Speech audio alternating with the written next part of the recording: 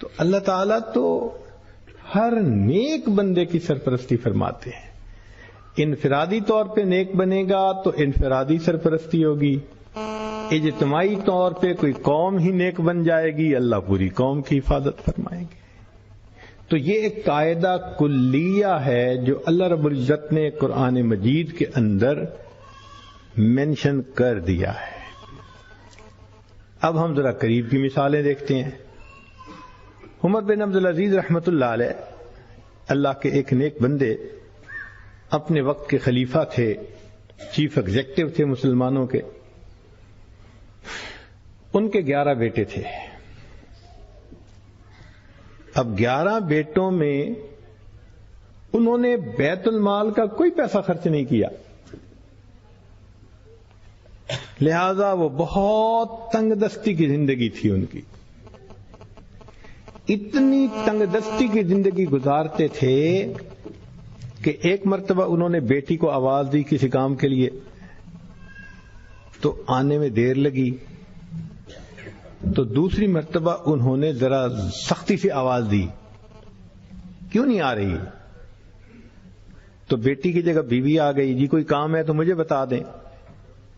تو عمر بن عبد العزیز رحمۃ اللہ نے پوچھا کہ وہ کیوں نہیں آ رہی؟ تو بیوی نے کہا کہ اصل میں جو کپڑے اس نے پہنے ہوئے تھے وہ کچھ پھٹ گئے تھے، تو وہ دوسرے کمرے میں کمرہ بند کر کے کپڑے اتار کے سی رہی ہے، جب تک پہنے گی نہیں وہ آپ کے پاس کیسے آئے گی؟ وقت کے خلیفہ ہوں اور بیٹی کے پاس پہننے کا دوسرا لباس نہیں ہے. اتنی غربت کی زندگی تھی. چنانچہ جب عمر بن عبد العزیز رحمۃ اللہ علیہ کا انتقال کا وقت قریب ہوا تو آپ کے ایک رشتہ دار آپ کو ملنے کے لیے آئے، اور انہوں نے آ کے آپ کو بڑی سنائی کہ تم سے پہلے والے بھی لوگ تھے، انہوں نے اپنی اولادوں کے لیے بڑی بڑی جائیدادیں وقف کر دیں، ان کو ہیرے اور جواہرات دیے اور کیا کیا ان کو مال و منال دیے، مگر عمر بن عبد العزیز تو نے اپنے بچوں پہ بڑا ظلم کیا، بڑی ان کے ساتھ تم نے زیادتی کیا ہے. جب اس نے ایسی باتیں کی تو عمر بن عبد العزیز رحمۃ اللہ لیٹے ہوئے تھے، اٹھ کے بیٹھ گئے اور بیٹھ کر فرمایا کہ دیکھو، اگر میں نے اپنے بچوں کی تربیت اچھی کی ہے اور ان کو نیک بنایا ہے تو میں اپنے بچوں کو اللہ کی سرپرستی میں دے کے جا رہا ہوں. اگر میں نے اپنے بچوں کی تربیت اچھی کی ہے اور ان کو نیک بنایا ہے تو میں ان کو اللہ رب العزت کی سرپرستی میں دے کے جا رہا ہوں، اور اگر یہ بدکار ہیں تو میں ان کی بدکاری پہ ان کا کوئی تعاون نہیں کرنا چاہتا. یہ کہہ کے عمر بن عبد العزیز فوت ہو گئے. آپ کی وفات کے بعد جنہوں نے چارج سنبھالا تو ان کو ضرورت تھی مختلف علاقوں میں گورنر بھیجنے کی، تو کانفیڈنس کا بندہ نیک بھی ہو اور اس کے اندر اہلیت بھی ہو ملتا نہیں تھا. بڑی تلاش کے بعد انہوں نے عمر بن عبد العزیز رحمۃ اللہ کے بڑے بیٹے کو گورنر بنایا، پھر ضرورت پڑی تو دوسرے کو بنایا، حتیٰ کہ ایک وقت ایسا آیا کہ عمر بن عبد العزیز رحمۃ اللہ علیہ کے 11 بیٹے 11 صوبوں کے گورنر بنے ہوئے تھے ایک وقت میں. والد جا رہے ہیں، پیچھے ہے کچھ نہ ظاہر میں، مگر انہوں نے اولاد کو نیک بنا دیا تھا، اور جب نیک بنا دیا تو ان کو اللہ کی سرپرستی میں دے دیا. اللہ نے ان کے لیے یوں دروازے کھولے کہ ایک باپ کے 11 بیٹے 11 صوبوں کے گورنر ایک وقت میں بنے ہوئے تھے. اللہ تعالیٰ نیکوں کے کام تو ایسے کر دیتے ہیں. ہمیں ایک مرتبہ اس کا تجربہ بھی ہوا. مسجد نبوی میں یہ عاجز بیٹھا ہوا تھا کہ ہمارے ایک قریبی تعلق والے تھے، وہ وہاں قرآن مجید پڑھاتے تھے مسجد نبوی میں. آئے اور تھوڑی دیر بیٹھے اور بڑے ڈپریسڈ لگ رہے تھے. میں نے پوچھا قاری صاحب خیریت ہے؟ کہنے لگے جی بس کیا بتاؤں کہ آج میں بہت زیادہ پریشان ہوں. کیا ہوا؟ کہنے لگے کہ اللہ تعالیٰ نے مجھے کثیر الاولاد بنایا ہے. 9 بیٹے ہیں، کچھ بیٹیاں بھی ہیں، لیکن میں اکیلا کمانے والا ہوں. چھوٹا سا گھر ہے اور ہم 11 بندے اس میں رہتے ہیں. 3 یا 4 کمروں میں 11 بندے رہتے ہیں. پہلے تو بچے چھوٹے تھے تو گزارا ہوتا رہا. اب ماشاءاللہ بچے جوان ہو گئے ہیں. میں نے اپنے سارے بچوں کو دین پڑھایا. کوئی مفتی بنا، کوئی عالم بنا، کوئی قاری بنا، سب کو اسی لائن پہ لگایا. اب میرا بڑا بیٹا جو پڑھ کے مفتی بن چکا ہے شادی کی عمر کو پہنچ گیا، لیکن میں اس کی منگنی کہاں کروں؟ اول تو کوئی رشتہ ہی نہیں دے گا کہ اس کی آمدنی کا کوئی اتنا بڑا ذریعہ نہیں، اور اگر رشتہ مل بھی جائے تو میں اپنے گھر میں اپنے بچے کو الگ کمرہ نہیں دے سکتا. ہم کیا کریں؟ تو آج میرا ایک پرانا دوست آ گیا، اس نے مجھے بڑی سنائی، بس تو ملونٹا بن گیا، تجھے عقل نہیں، سمجھ نہیں، تیرے 9 بیٹے، تو 2-3 کو مولوی بنا دیتا، کسی کو ڈاکٹر بناتا، کسی کو انجینئر بناتا. آج تیرے ساتھ کندھے سے کندھا ملا کے کھڑے ہوتے ہیں. آج اور بھی سورس آف انکم ہوتا تیرے پاس. کیا نشہ تھا دین کا، تو نے سب کو ملا بنا دیا. اب جاؤ ڈھونڈو رشتے. کہنے لگے کہ اس میرے دوست نے اتنی باتیں کی کہ میں واقعی آج ڈپریس ہو گیا ہوں کہ وسائل ہیں نہیں، بندے اتنے ہیں گھر میں. میں نے انہیں کہا کہ آپ فکر نہ کریں، وَهُوَ يَتَوَلَّى الصَّالِحِينَ، اللہ نیکوکاروں کا سرپرست ہے. آپ اللہ کی سرپرستی میں ہیں، فکر کیوں کرتے ہیں؟ چلے آئیں، معاجہ شریف پہ ہم نے حاضری دینی ہے، سلام بھی پڑھیں گے، پھر آپ کے لیے دعا بھی کریں گے. ان کی تسلی کے لیے بات کر دی، وہ مطمئن ہو گئے. سلام کے بعد جب ہم نے دعا کی باہر نکلے تو مجھے کہنے لگے جی کل میری بیوی نے ایک گھر رشتہ مانگنے کے لیے جانا ہے، دعا کرو کہ رشتے والے ہاں کر دیں. تو بہت اچھا. اگلے دن عشاء کی نماز کے بعد ہم بیٹھے تھے تو جناب ہم نے قاری صاحب کو دیکھا، جھومتے ہوئے آ رہے تھے اور ہاتھ میں بھی کچھ پکڑا ہوا تھا. تو مسکرا کے کہنے لگے حضرت جی ہو گیا ہو گیا ہو گیا. کیا ہو گیا؟ کہنے لگے جی مٹھائی لایا ہوں، کام ہو گیا کام ہو گیا. ہم نے کہا کیسے؟ اب ذرا سٹوری سنیے. کہنے لگے کہ ایک پاکستانی انجینئر تھے، نیک انسان تھے، ان کی بیٹی تھی، جوان العمر تھی، مگر انجینئر صاحب کا ایکسیڈنٹ میں انتقال ہو گیا اور بیوہ اپنی بڑی بیٹی کی شادی کرنا چاہتی تھی. ہمیں پتا چلا کہ بچی خوبصورت بھی ہے، خوبصیرت بھی ہے، لکھی پڑھی بھی ہے. تو ہم نے کہا ہم بھی ٹرائی کرتے ہیں. میں اپنی بیوی کو لے کے گیا، بڑا سمجھایا، اگر وہ پوچھے نوکری کیا تو یہ بتانا، اگر پوچھے رہیں گے کیا تو یہ بتانا. بڑا سمجھا بجھا کے لے کے گیا. کہنے لگے کہ کوئی 4-5 منٹ مشکل سے میری بیوی اندر گئی ہوگی کہ اس نے پیغام بھیجا میں آپ سے بات کرنا چاہتی ہوں. تو مجھے تو شروع میں نا ایک صدمہ ہوا. میں نے کہا انہوں نے ریجیکٹ کر دیا. 5 منٹ میں جو کہے جاؤ تو اس کا مطلب ریجیکٹ کر دیا. لیکن میں نے بیوی سے پوچھا. کہنے لگے بیوی تو نروس سی تھی، کہنے لگی ہو گیا ہو گیا.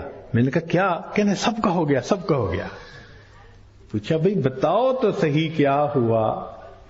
کہنے لگی جی کہ وہ بیوہ بہت نیک تھی اور کہنے لگی کہ مجھے میرے خاوند نے یہ وصیت کی تھی کہ میں نے اپنی اولاد کو نیکی کی زندگی سکھائی ہے، جب موقع ہوا میں اپنی بچیوں کی شادی کسی نیک بندے سے ہی کروں گا.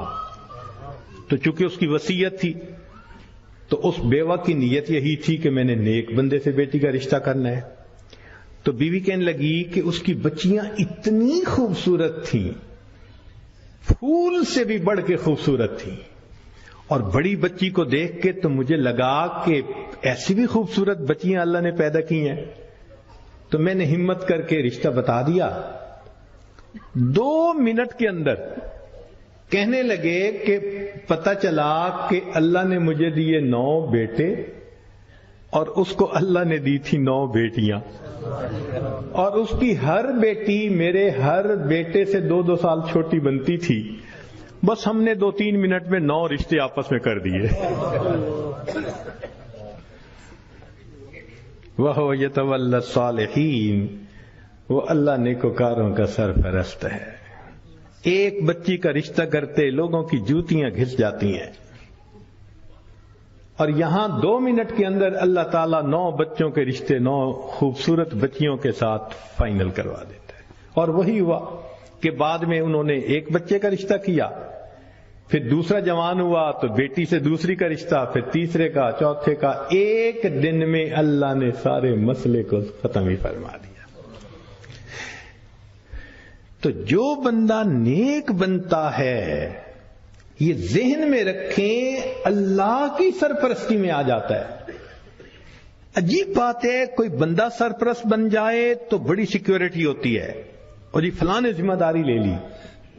کیا اللہ تعالیٰ کی ذمہ داری پہ اتنا بھی بھروسہ نہیں ہوتا؟ یہ چھوٹی سی بات نہیں ہے کہ وَهُوَ يَتَوَلَّى الصَّالِحِينَ، وہ اللہ نیکوکاروں کا سرپرست ہے۔ بلکہ مجھے ایک واقعہ یاد آیا ہے تو بہت ہی عجیب سا، بتاتے بھی شرم آتی ہے، لیکن مضمون سے چونکہ متعلق ہے اور مضمون ذرا کھلے گا تو اس لیے بتا بھی دیتا ہوں۔ ایک مرتبہ جرمنی جانا ہوا، شہر کا نام میں ارادتاً نہیں بتاؤں گا۔ تو وہاں ایک مرتبہ اس عاجز نے کچھ اللہ کی مدد، اللہ کی نصرت کے متعلق بیان کیا۔ بعد میں کھانے کا وقت آ گیا تو کھانے پہ ایک پاکستانی انجینئر صاحب ملے جو وہاں کافی عرصہ سے سیٹلڈ تھے۔ مجھے کہنے لگے جی میں آپ سے ایک بات عرض کروں۔ میں نے کہا کیا؟ کہنے لگے اللہ تعالیٰ مولویوں کی بڑی فیور کرتے ہیں۔ میں نے کہا بات تو سچ ہے۔ اب چونکہ کھانا کھا رہے تھے پھر وہ کھانا کھانے لگ گئے۔ پھر کچھ دیر کے بعد کہنے لگے جی اللہ تعالیٰ مولویوں کی بڑی فیور کرتے ہیں۔ اب میں نے دیکھوں ظاہر میں کہ وہ تو بے شک نہ داڑھی تھی نہ کچھ تھا، ایک عام جیسے انجینئر کی زندگی ہوتی ہے، ایک خوبصورت نوجوان تھا عام زندگی گزارنے والا۔ جب کھانا ختم ہونے لگا نا تو پھر ذرا میرے وہ قریب ہو کے بیٹھ گیا، پھر کہتا ہے جی اللہ تعالیٰ مولویوں کی بڑی فیور کرتا ہے۔ اب مجھے سمجھ لگی کہ یہ کچھ کہنا چاہتا ہے لیکن ذرا اس کو وقت چاہیے، علیحدگی چاہیے۔ تو وہ ہم لوگ الگ کرسیوں پہ جا کے بیٹھ گئے۔ میں نے ان سے پوچھا آپ کیا کہنا چاہتے ہیں جو بےتاب ہیں اتنی دیر سے؟ کہتے ہیں جی اپنا واقعہ سنائیں۔ کہنے لگا جی میں نے لاہور سے انجینئرنگ کی، پھر یہاں ایک کمپنی میں میری نوکری لگی، بہترین نوکری، زبردست تنخواہ، اور میں انٹیلیجنٹ بھی بڑا۔ میں پچھلے اتنے سالوں سے اس کمپنی میں نوکری کر رہا۔ ہمارے دفتر میں یہاں کے ماحول کے مطابق مرد بھی انجینئر ہیں، لڑکیاں بھی انجینئر ہیں۔ تو ایک لڑکی انجینئر جرمنی کی، وہ ہماری کولیگ تھی، اتنی خوبصورت تھی کہ دیکھ کے بندہ سوچتا تھا کہ اللہ نے ایسی بھی مخلوق پیدا کی ہے،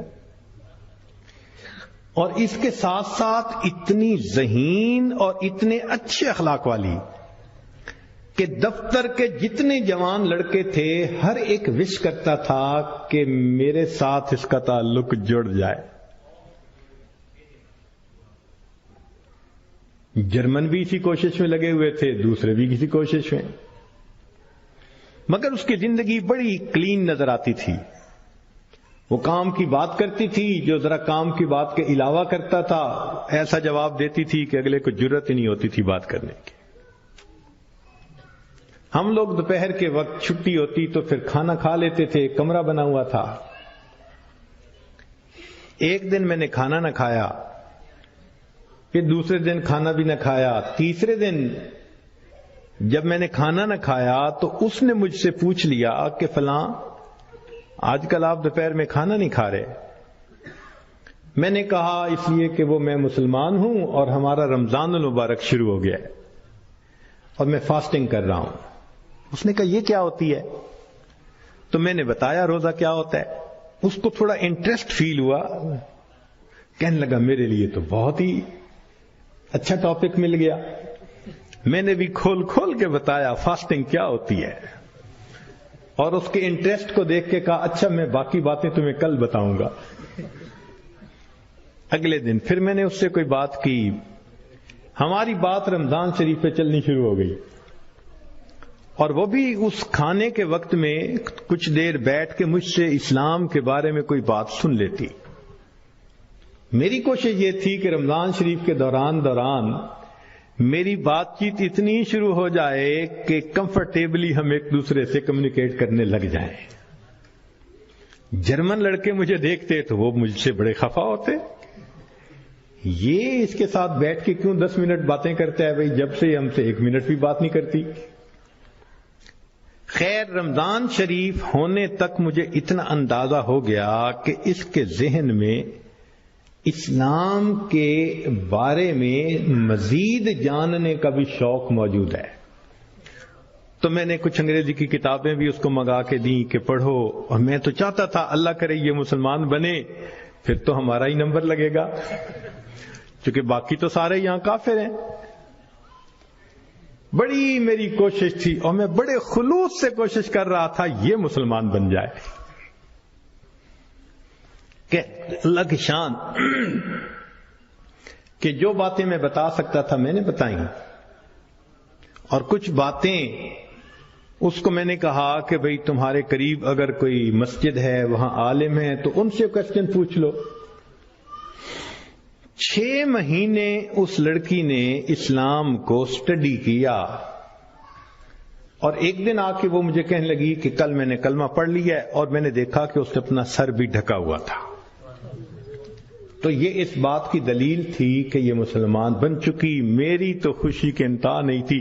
میں نے عشاء کے بعد 10 رکعت شکرانے کے نفل پڑھے کہ یہ مسلمان بن گئی۔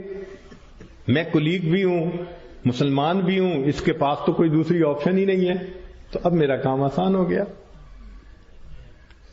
اب وہ جب موقع ہوتا نماز بھی پڑھتی، مگر زندگی چلتی رہی۔ سال میں ہمیں چھٹیاں ملتی تھیں جو اکثر وہاں کے مقامی لوگ یورپ میں ادھر ادھر بیچز پہ گزارا کرتے تھے۔ بات چلی کہ بھئی اس دفعہ چھٹیوں کا پروگرام کیا ہے؟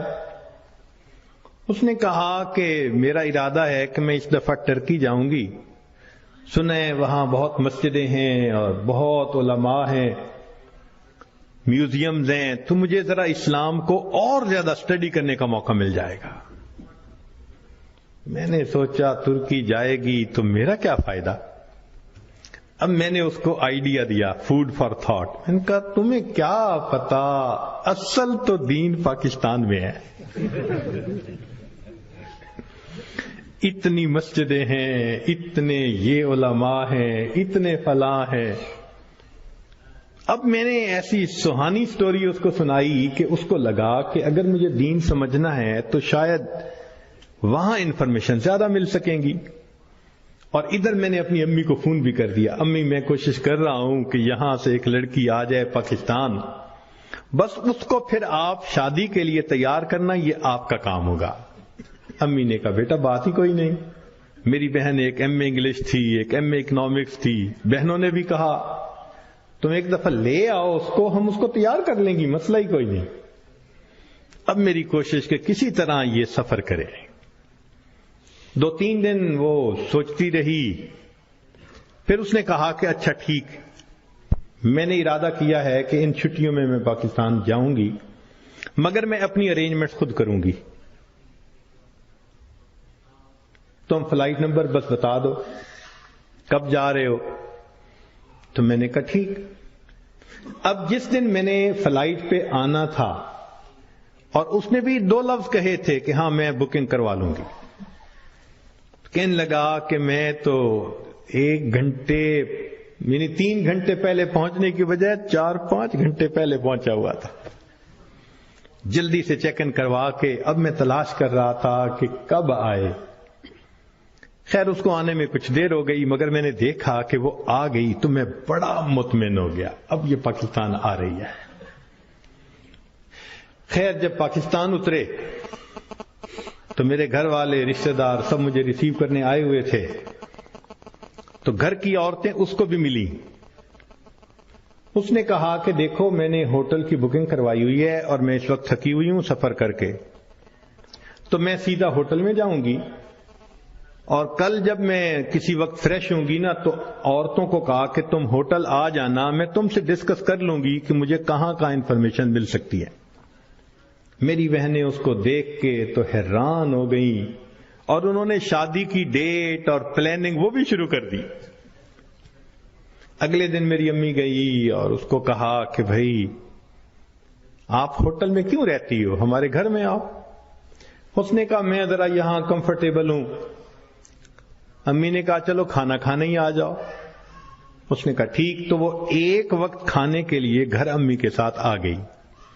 ہمارا گھر ڈیفنس کے اندر اتنا بڑا بہترین محل نما گھر تھا، اور بزنس تھا ہمارا، کار ڈیلر شپ تھی۔ اب جو کار ڈیلر ہو وہ تو کروڑوں پتی ہوتا ہے۔ چھوٹا بھائی میرا مجھ سے بھی زیادہ خوبصورت نوجوان۔ خیر میری بہنوں نے بڑی کوشش کی کہ بھئی کسی طرح وہ ہاں کر دے کہ میرے ساتھ اس کی شادی پہ وہ راضی ہے، مگر وہ خاموش ہو جاتی، وہ ہاں نہیں کرتی تھی۔ پریشانی ہونے لگ گئی، دن گزر رہے ہیں اور ہاں نہیں کر رہی ہے۔ تو کہنے لگے کہ ایک دن جو ہے امی نے کہا کہ بیٹا اگر تم سے وہ راضی نہیں تو تمہارا چھوٹا بھائی بھی تو ہے، ہم اس کی آپشن دے دیتے ہیں۔ میں نے کہا ٹھیک ہے کوئی بات نہیں۔ امی نے چھوٹے بھائی کی آپشن دے دی، وہ سن کے پھر چپ ہو گئی، حتیٰ کہ آدھے سے زیادہ دن گزر گئے۔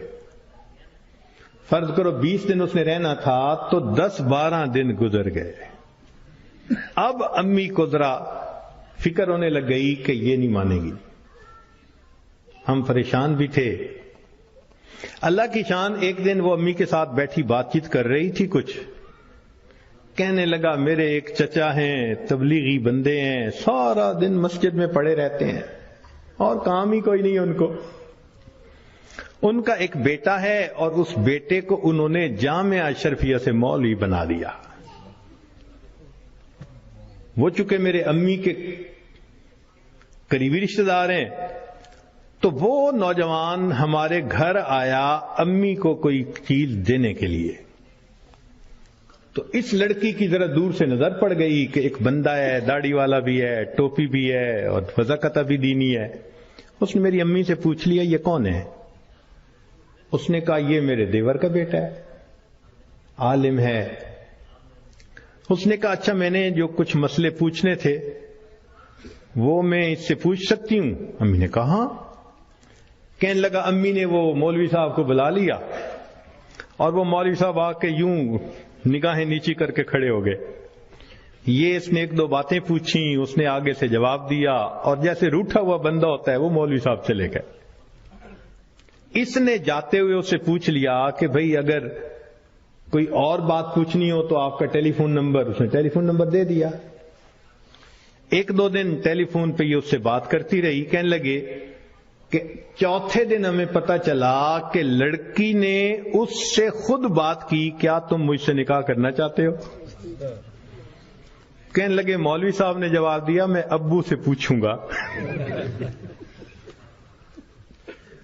ابو سے پوچھوں گا۔ اس نے ابو سے پوچھا۔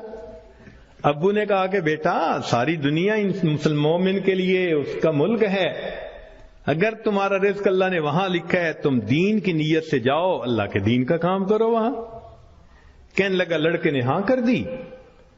اگلے دن اس نے کیا کیا کہ وہ لڑکے نے اپنے 2-4 رشتہ داروں کو بلا لیا، سادگی کے ساتھ نکاح ہو گیا. لڑکی اس کو لے کے اسلام آباد ایمبیسی چلی گئی، اور ایمبیسی میں اس نے اپنا سٹیٹس دکھایا، پورا دکھا کے کہا کہ میں آئی تھی چھٹیاں گزارنے، اس کے ساتھ میرا نکاح ہو گیا ہے، کاغذات ہوتے رہیں گے، میں نے ہے 4 دن میں واپس جانا، کیا آپ اس کا ملٹیپل ویزا لگا سکتے ہیں؟ کہنے لگے کونسلر کو اس کی پرسنالٹی، اس کی بات چیت، اس کی نوکری اتنی جسٹیفیکیشن نظر آئی، اس نے چھوٹتے ہی 5 سال کا ملٹیپل ویزا لگا دیا. کہنے لگا چھٹیاں ختم ہونی تھی، وہ لڑکی اپنے وہ جو مولوی صاحب خاوند تھے ان کے ساتھ چلی گئی، محنت میں نے کی، اللہ نے فیور مولوی کی کر دی.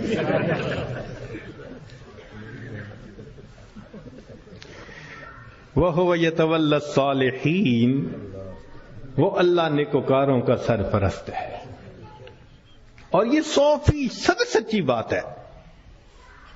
یعنی لوگوں کے لیے کہتے ہیں نا جی آؤٹ آف دی وے، اللہ تعالیٰ کے لیے تو کوئی چیز آؤٹ آف دی وے نہیں ہے نا، مگر ہے اسی طرح کہ جو نیک بنتا ہے دیکھنے سے پتہ چلتا ہے کہ جیسے کوئی غیبی قوت آؤٹ آف دی وے جا کے اس کی مدد کر رہی ہے.